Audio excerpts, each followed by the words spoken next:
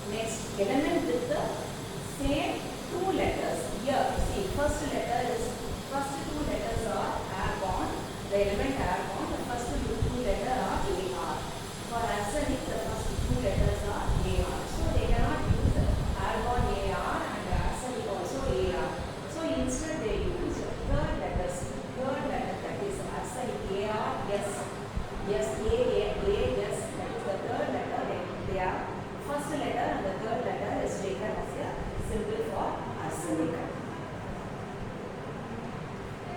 And Greek or Latin name of the elements. Some symbols are used on the basis of the Greek name or Latin name of the element. There are 11 elements is given here.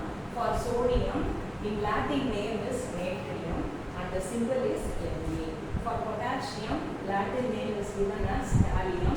So they use the first letter K as a symbol. For iron, the Latin name is ferrum and the symbol for iron is Fe.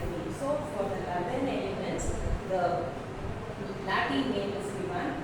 The Latin names, the first two alphabets or first two alphabets or first alphabet is used as a symbol. And this is element name using the name of the country, scientist, etc. For some element they use the country's name and scientist name. For americium, the name of the element is americium. The symbol for that is Am. It is derived after the name of the country, America. Europium, the symbol is EU. The country's name is Europe. It is derived, European is derived from the country name Europe. Novarium, so the symbol is NO and it is followed by the scientist Alfred Nobel. Okay, iodine, iodine is the color, so it is a violet color and it is followed by the symbol I, like that. The country's name and the scientist's name is given for few elements to name it. Next, how to write the symbols? Writing the symbols. While writing the symbols, we have to follow 2 points. If the element has a single English letter as a symbol, it should be written in capital letter. For example, oxygen. So O, it has to be written in the capital letter. For elements having 2 letters symbols, the first letter should be in the capital and the second letter should be in the small letter. Next we'll see what is metals and non-metals. So elements is categorized into metals, non-metals and metalloids. So what is metal? The metal that we use in day-to-day life is copper, gold, lead, magnesium, silver, tin like that.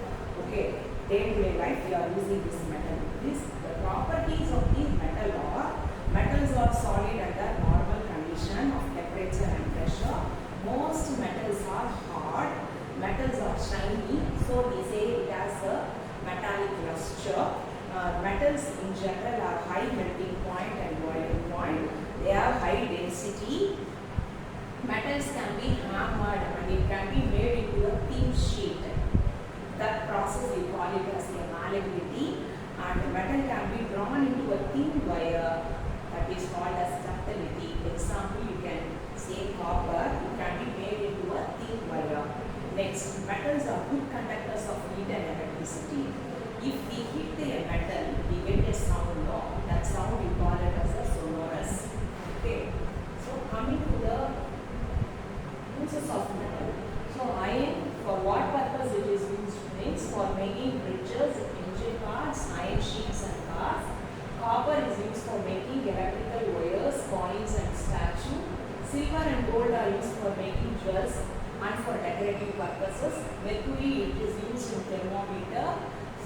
Since it is having a high density, it can expand at different temperatures. So we use mercury in thermometer. Aluminium is used in electrical wires, cables and aerospace industry.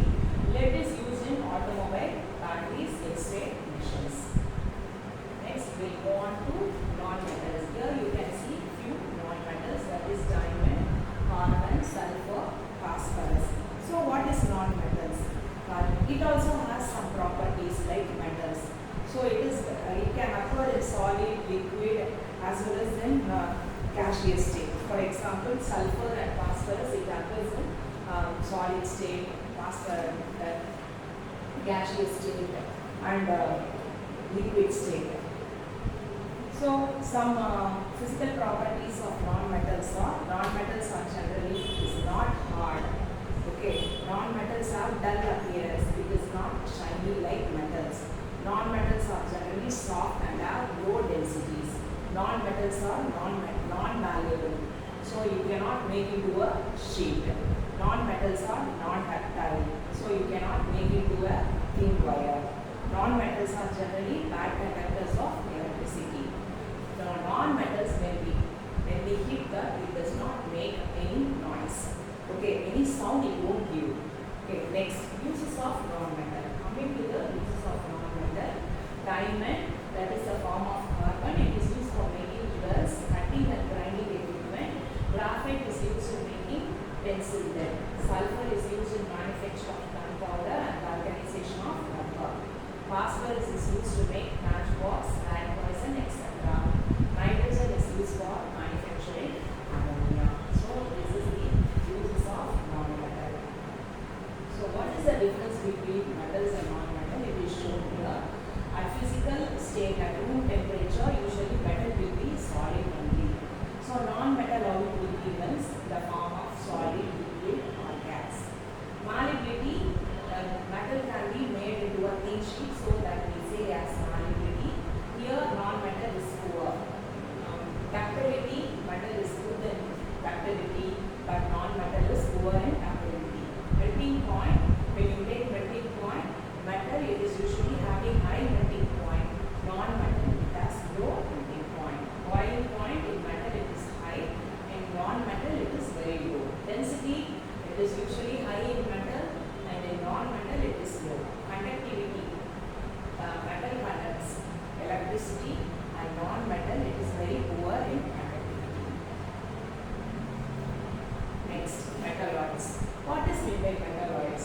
Metalloids means which exhibit the property of metal as well as non-metals are called metalloids. Some examples for metalloids are boron, silicon, arsenic, germanium, antimony, tellurium and polonium. These are metalloids which has both the metal as well as non-metals character. So coming to the physical properties of metalloids, metalloids are solid and room temperature, and these metalloids can combine with other metals to form alloys. Metalloids are poor conductor of electricity. Some metalloids conduct electricity, so we call it as semiconductors.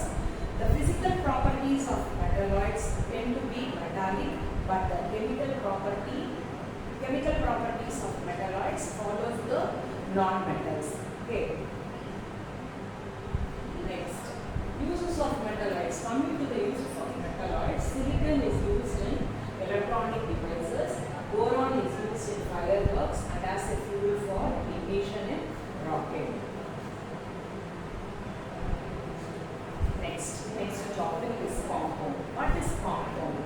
Definition for compound is a compound is two or more elements joined together by a chemical bond. One or two elements joined together by a chemical bond is known as compound.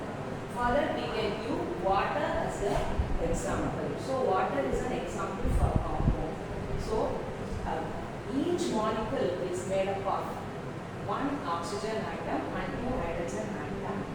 So each molecule of water is made up of one oxygen atom and two hydrogen atom. So here structural atom is given for water. Next, how we can classify compounds? So classification of compound, it is of two types of inorganic compounds and organic compounds. What is inorganic compound? Compounds obtained from the non-living matter such as rocks and minerals. Non-living sources which gives compounds are called inorganic compounds. For example, you can say chalk, baking powder, etc. What is meant by organic compound? Compound obtained from living subsources such as plants, animals, etc. are called organic compounds. You can have examples like protein, carbohydrate, etc. So this both inorganic and organic compounds exist in three forms, three states. What are they means? Solid, liquid and gaseous states. Now we are going to study some important compound in liquid state, solid state and gaseous states. So compounds in the solid state. So many examples are given in your book, but here only 2 examples you can see it in the book. Compound silica, it exists in solid state. The constituent element of this silica is silicon and oxygen. Potassium hydroxide, the constituent element is potassium, hydrogen and oxygen. Compounds in liquid state, the compounds which exist in a liquid form. First you all know water is a compound which exists in a liquid form. The constituent element of this water is hydrogen and oxygen. And next is hydrochloric acid. The constituent element is hydrogen and chlorine. Nitric acid. The compounds, the elements present in nitric acid is hydrogen, and oxygen. So you call this as here compounds in liquid state. Nitric acid is compounds in liquid state. Next, compounds in gaseous state. So carbon dioxide and carbon monoxide. So compounds that is present in gaseous state, what are they? This first we will see carbon dioxide and next is carbon monoxide. The constituent elements present in this carbon dioxide and carbon monoxide are carbon and oxygen. Sulfur dioxide, sulfur and oxygen. Methane consists of carbon and hydrogen. Nitrogen dioxide, the constituent element is hydrogen and oxygen. Ammonia, the constituent elements are nitrogen and hydrogen. So the compound which is present in gaseous state is ammonia. So next, uses of compound. You will see the uses of compound. There are number of compounds that we use in our daily life. Here few are given here in the table one. First, water. The chemical name of water is dihydrogen monoxide. The constituent elements present in water is hydrogen and oxygen. For what purpose it is used? It is for drinking and as a solvent. Next comes the daily salt, sodium chloride. The constituent element of sodium chloride is sodium and chlorine. For what purpose it is used? It is an essential component of our daily diet, preservative for meat and fish. Next, sugar. The chemical name of sugar is sucrose. Constituent elements are hydrogen, carbon and oxygen. It is used for preparing sweets, coffees and fruit juices. Next comes the baking soda. The chemical name is sodium bicarbonate. Constituent elements are sodium, hydrogen, carbon and oxygen. For what purpose it is used? It is used in fire extinguisher, preparation of baking powder and preparation of cakes and breads. So far we learned elements, symbols of elements. In symbols of elements we learned present system for determining symbols of the elements.